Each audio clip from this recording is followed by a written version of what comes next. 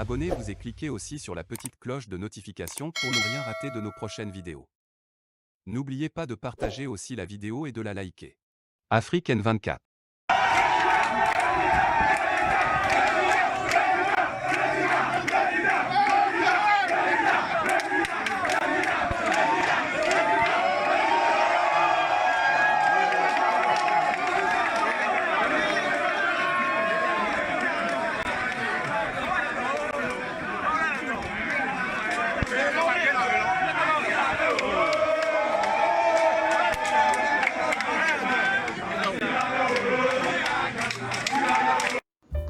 Je voudrais aussi repréciser ceci pour ceux qui jusqu'à présent continuent de confondre, de faire d'amalgame. La personnalité de M. Agouémé Kodjo nous importe peu. C'est comment faire pour sortir le peuple togolais de ce statu quo qui nous enfonce. C'est ça l'idéal pour lequel nous on se bat. Peu importe celui qui devait être devant. La preuve, les Togolais ont compris qu'il vaut mieux sortir de cette crise et à la fin, nous mettrons les points sur les i. Et qui peut me dire aujourd'hui que M. Agouémé Kodjo, par rapport à ce qui s'est passé le 22 février 2020, n'avait pas les compétences nécessaires, requises pour amorcer les grands chantiers de ce pays. Et surtout, notre objectif fondamental était une transition qui devait inclure toutes les tendances de notre pays pour que nous puissions apaiser les cœurs, apaiser les tensions, remettre le Togo sur une base digne et crédible pour des lendemains meilleurs. Pour ça, c'est un idéal et un passage obligatoire. Par rapport à la suite de ce combat, nécessaire et vital et incontournable, je voudrais dire aux Togolais de prendre de la hauteur, de mettre fin aux guéguerres, de mettre fin aux conflits inutiles, aux mensonges, aux stigmatisations, aux insultes vaines et inutiles. Je voudrais dire aux gens, ce sont les faibles qui utilisent les insultes et les injures, les mensonges comme armes de défense. Quand tu as des arguments conséquents, tu n'as pas besoin d'injures et de mensonges. Quelque chose s'est produit le 22 février 2020. S'il vous plaît, mettez-vous à la place des leaders des partis politiques de la DMK, des mouvements et associations de la DMK, de peuple togolais qui nous a mandatés. Si on se lève aujourd'hui, on leur dit, nous fermons cette page. Ok, nous sommes en politique. Tôt ou tard, si les conditions sont réunies, nous irons aux élections. Qu'est-ce qu'on dira? Qu'est-ce qu'on dira si aujourd'hui on se lève pour dire au peuple togolais, nous fermons la page des élections présidentielles du 22 février 2020 et que nous nous préparons pour les locales? Quel peuple nous fera encore confiance? Quel peuple? Comme certains le disent, que le peuple n'a qu'à s'apprêter pour les régionales. Quel peuple tu vas solliciter pour te voter? Les gens ont pris le pays comme étant une propriété privée. Quand on dit à un élu du peuple qu'on vous a fait venir pour boire du lait et maintenant vous voulez compter les bœufs, je crois que si les gens sont sérieux dans leur analyse, dans notre orgueil, dans notre fierté d'être Togolais, ça doit nous interpeller. Ça doit nous interpeller. Les bœufs dont on parle sont les bœufs de tous les Togolais. Ce sont les richesses de tous les Togolais, confisquées entre les mains d'une poignée d'individus. Regardez-les. À quoi servent nos richesses incommensurables? Effectivement, entre les mains de quelques individus qui pensent que pour trouver à manger, pour avoir un boulot, pour avoir l'avenir, si tu ne t'accroches pas à eux, tu n'as rien. S'il vous plaît, comment un État peut fonctionner de la sorte? Les talents, les génies sont exclus de la gestion de l'État juste parce qu'ils voient le monde d'une autre manière. Quel monde peut évoluer sans contradiction? Quel monde peut prétendre évoluer sans dialectique? Le monde est bâti ou le monde évolue par rupture, de crise en crise. Sans ça, le monde ne peut pas évoluer. Aujourd'hui, la force de la démocratie, c'est la contradiction. Tu fais ton temps, tu t'en vas calmement. Je reviens sur le cas atypique de la gestion calamiteuse de la CEDEAO, la communauté des États de l'Afrique de l'Ouest, aujourd'hui en difficulté énorme à cause de son inconséquence, à cause de son incohérence, à cause de sa complicité, de ses complaisances et de sa duplicité. Le cas du Togo, ça interpelle et ça doit nous interpeller. Si la CEDEAO veut se racheter, c'est maintenant ou jamais. Il faut une solution globale. Vous voyez un peu, ils sont maintenant embêtés. Hier, c'était le Mali, après c'est la Guinée-Conakry et aujourd'hui, c'est le Burkina Faso. Mes amis, on se retrouve devant un fait accompli. Quand vous fuyez les réalités, ça finit toujours par vous rattraper. C'est pourquoi, en tant qu'une institution qui se veut crédible devant les peuples africains et surtout de la sous-région ouest-africaine, ils ont obligation de se montrer rigoureux. Et une certaine impartialité doit être de mise pour que chacun puisse observer sans parti pris les règles qui régissent cette institution, qui normalement devait être une fierté pour nous. Ça devait être une fierté pour nous. Mais malheureusement, la CEDEAO dit une chose et son contraire. On connaît tous les maux du Togo. On connaît les souffrances des Togolais.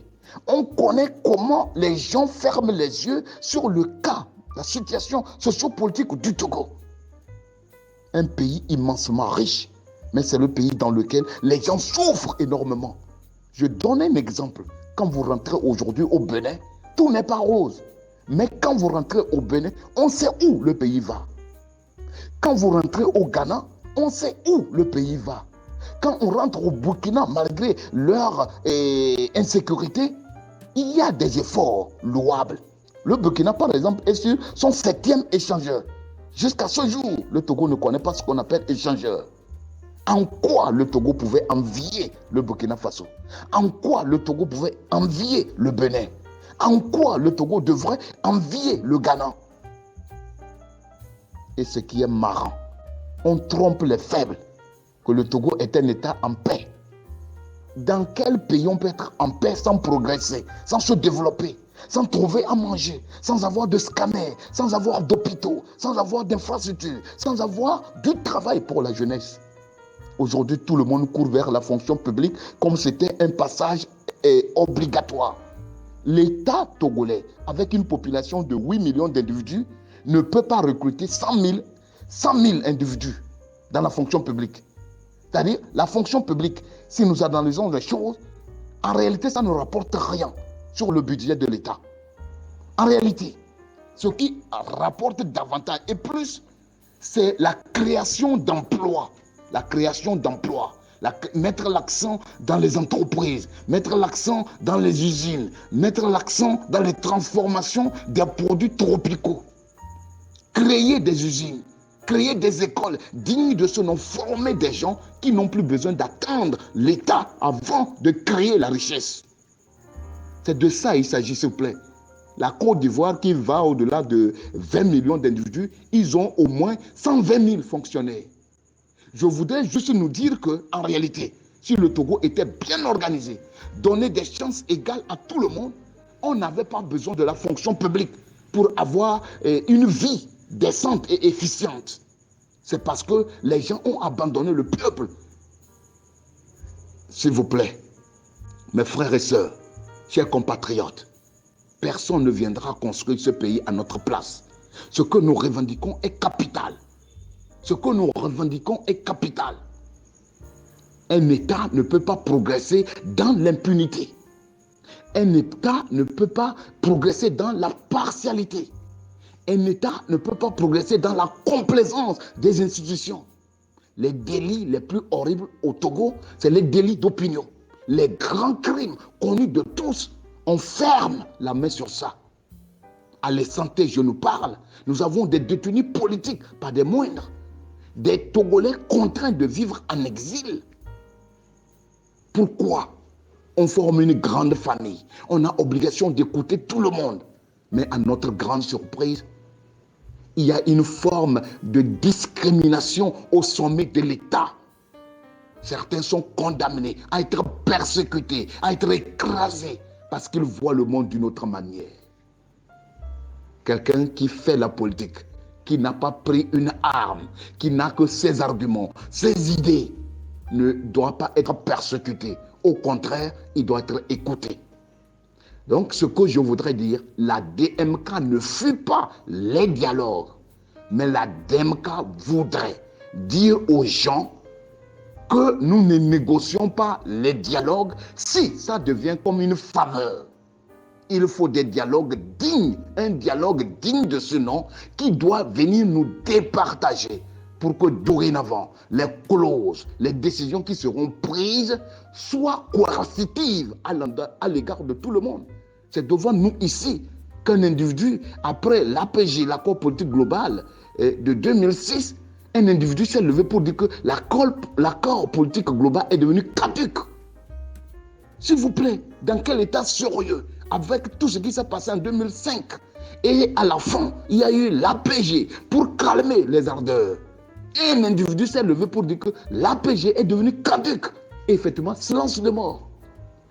Donc, nous pensons que le peuple togolais a besoin de retrouver le chemin des manifestations publiques. C'est un droit inaliénable. Des réunions publiques. Et les acteurs politiques doivent être protégés. Protégés, sans exception. J'invite la jeunesse à être du côté de l'histoire. J'invite les acteurs politiques à chercher à faire l'histoire et non à être ceux qui racontent l'histoire. J'invite également nos frères au pouvoir de se mettre à la place de ceux qu'ils ont contraints à devenir des éternels opposants. Si nous voulons que ce pays aille de l'avant, c'est ensemble qu'on doit le construire. On doit mettre de côté l'exclusion. Un dialogue qui se veut républicain ne relève pas de la compétence d'un ministre. Le chef de l'État, fort aujourd'hui, il est bien vrai que beaucoup de Togolais contestent ce qui s'est passé le 22 février 2020. Il a obligation, pour ramener le calme sur la terre de nos aïeux, de sortir un discours et d'annoncer officiellement que les Togolais doivent se retrouver autour de la table sans exclusion, sans condition, pour que nous puissions trouver des solutions idoines. La DMK est officiellement basée, qu'on le veuille ou pas. Le 5 janvier, ils m'ont tendu le micro en tant que le porte-parole de la DMK. Le 7, ils ont passé le message sur la télévision togolaise. Pour ça, aujourd'hui, les faits les rattrapent. La DMK doit être invitée comme un regroupement de partis politiques, comme ce fut le cas pour la C14, comme ce fut le cas pour CAP 2015, comme ce fut le cas pour le CST, le collectif Sauvons le Togo, comme ce fut le cas dans le passé pour le FRAC. S'il vous plaît, on ne peut pas vouloir une chose et son contraire. Nous n'allons pas continuer par négocier notre liberté. Ce pays, c'est pour nous tous. Chers frères et sœurs, que Dieu nous vienne au secours. Parce que nous avons obligation de relever les grands défis pour faire de ce pays le modèle des modèles. Et on a toutes les compétences, tous les génies, de tous les côtés pour s'en sortir. Likez la vidéo si ce n'est pas déjà fait. Laissez aussi votre point de vue en commentaire.